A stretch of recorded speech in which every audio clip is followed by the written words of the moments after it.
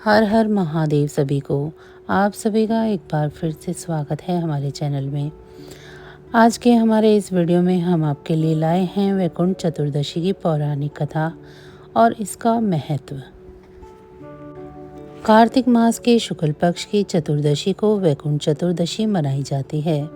यह दिन हिंदू धर्म के लिए एक पवित्र दिन माना जाता है, क्योंकि इस दिन भगवान विष्णु और भगवान शिव दोनों की पूजा की जाती है।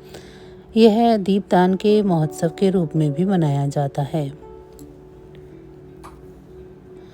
वैकुंठ चतुर्दशी की पौराणिक कथा के अनुसार एक बार नारद मुनि पृथ्वीलोक से घूमकर वैकुंठ धाम पहुंचे। भगवान विष्णु उन्हें आदर पूर्वक बिठाते हैं और प्रसन्न होकर उनके आने का कारण पूछते हैं। तब नारद जी कहते हैं, हे प्रभु, आपने अपना नाम कृपानिधि रखा है। इससे आपके जो प्रिय भक्त हैं वही तर पाते हैं। जो सामान्य नर नारी है वह वंचित रह जाते हैं।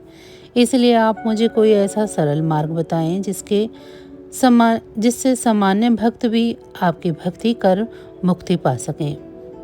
यह सुनकर भगवान विष्णु बोले, नारद जी, मेरी बात ध्यानपूर्वक सुनो। कार्तिक शुक्ल पक्ष की चतुर्दशी को जो नर नारी व्रत का पालन करेंगे और श्रद्धा भक्ति से मेरी पूजा अर्चना करेंगे, उनके लिए स्वर्ग के द्वार साक्षात खुले होंगे। इसके बाद भगवान विष्णु ने जय विजय को बुलाया और उन्हें कार्तिक चतुर्दशी को स्वर्ग के द्वार खुले रखने का आदेश दिया। भगवान विष्णु कहते हैं कि इस दिन जो भी भक्त मेरा थोड़ा सा भी नाम लेकर पूजा करेगा वह वैकुंठ धाम को प्राप्त करेगा। आगे भगवान विष्णु ने नारद मुनि को एक कथा सुनाई। एक समय की बात है, उज्जैन नगरी में धनेश्वर नाम का एक ब्राह्मण रहता था, जो रस, कंबल और चमड़े का व्यापार करता था। वो सदा दुष्कर्म में लिप्त रहता था। व्यापार के लिए वो नगर नगर घूमता था। एक दिन व्यापार के सिलसिले में वह महिष्मती नगरी में पहुंचा, जहां नर्मदा नदी में स्नान करने के लिए हजारों श्रद्धालु आए हुए थे। कार्तिक का महीना था, वह भी पूरा महीना वहां रहा। प्रतिदिन उसने वैष्णवों के मुख से भगवान विष्णु का कीर्तन सुना। एक दिन नर्मदा नदी के किनारे उसे एक काले सांप ने डस लिया, जिससे उसकी मृत्यु हो गई। यम के दूत उसे बांधकर कोड़े बरसाते हुए यमपुरी ले गए। वहां यमराज ने आदेश दिया कि इस कुंभी पाक नरक में डाल दो इसे। वहां पहुंचकर जैसे ही यम के दूतों ने उसे गर्म तेल की कढ़ाई में डाला तो वह शीतल जल हो गया। यह देखकर सभी चकित हो गए। उन्होंने सारी घटना यमराज को बताई। उसी समय नारद मुनि वहां प्रकट हुए और बोले, हे सूर्य नंदन, यह ब्राह्मण नरक के योग्य नहीं है। जो व्यक्ति पुण्य कर्म करने वाले का दर्शन, स्पर्श और श्रवण करते हैं, वह उनके पुण्य का छठा अंश प्राप्त कर लेते हैं।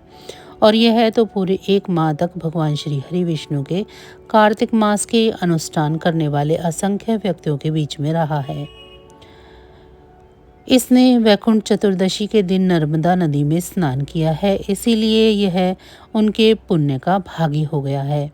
इसीलिए यह यक्ष की योनि में रहेगा और नरक का सिर्फ दर्शन मात्र करेगा। इसके बाद धनेश्वर को सभी नरकों के दर्शन कराकर यक्षलोक में भेज दिया गया।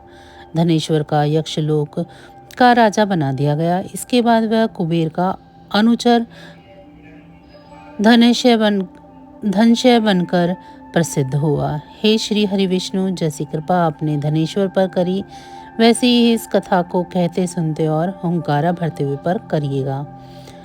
वैकुंठ चतुर्दशी का व्रत और पूजन सभी श्रद्धालु पुत्र प्राप्ति या संतान प्राप्ति की कामना से मनाते हैं, तो वहीं अनेक श्रद्धालु मोक्ष के भाव से भी इस दिन की पूजा अर्चना करते हैं।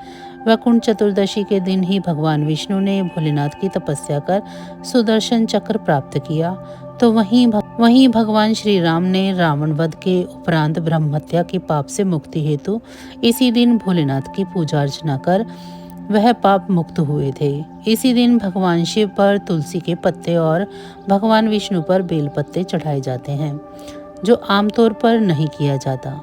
जय श्री हरि विष्णु।